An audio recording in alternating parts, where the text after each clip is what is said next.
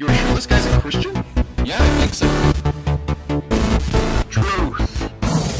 What's going on, guys? Jesus loves you. My name's Cody, and this is a Christian News Show I do every Monday, Wednesday, and Friday, except for last Monday, because technology just decided that was a bad idea for some reason and didn't want to work. That being said, there will be an episode Friday. Then we'll have one more week of videos, and remember that break that I told you guys about a while ago? I'm going to start having that break after next week. I know that it's earlier than May, like I wanted it to be, but I got another job, and so I gotta get that figured out, plus moving, and it's just gonna be really, really hectic for me for the next few months. So after next week, we will not have a Monday, Wednesday, Friday show. We will have just a Friday show, and it's not gonna be news. And we're going to do that for about a month and a half to maybe 2 months. I really don't know yet. Depends on when I can get things figured out. And then we will go to our regularly scheduled programming. I just know that right now my life is getting hectic, and I know that is affecting the quality of these videos, and that bugs me to no end. But what doesn't bug me to no end is the first story of the day. Because that news story is about the Bible TV series. At least kind of. So the Bible TV series is over. You guys know that I've been talking about it all throughout the last few months. I have told you guys that I've loved it. There are people that are like, oh, you shouldn't worry about the little things they messed up in it, but there are some really big things I think people should be worried about them messing up. But all around, the quality and the time put into that show is amazing. And I mean amazing enough to have such high ratings that they might have a spin-off. I mentioned a few weeks ago that the producers of the Bible TV series said they're working on a new project they're very excited about, and they love the Bible, and they love Jesus, and they're dedicated.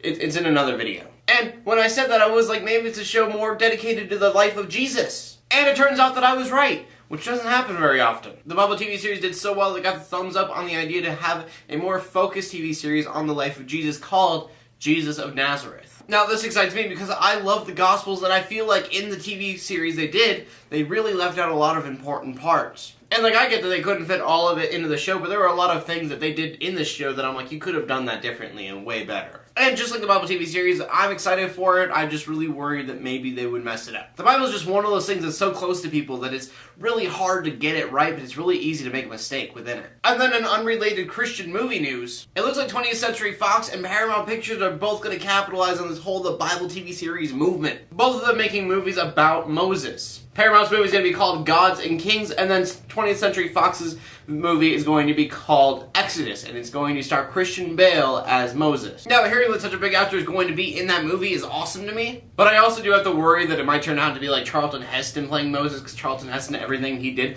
sounded like the next movie quote. Would a man make a doll that talks?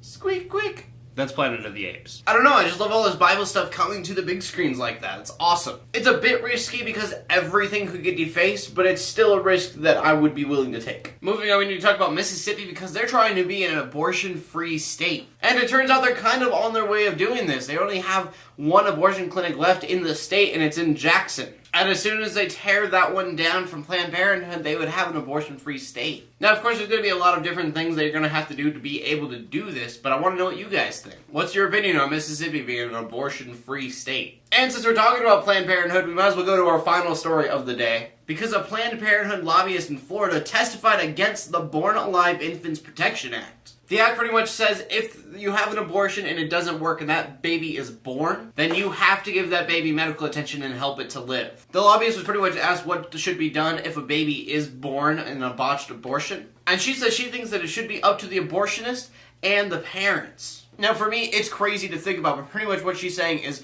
if this baby is born, can we kill it? And I've said I've had no opinion really on abortion, but I find it completely insane to think that a baby that is on a table, breathing and moving around, should be allowed to be killed. And so my question for you guys is, when is a life alive? At what point for you does abortion become murder? Because like I've said, I'm completely uneducated in it, and so I don't usually have an opinion, but once it is out there on the table, living and breathing, I'm like, okay, that is there.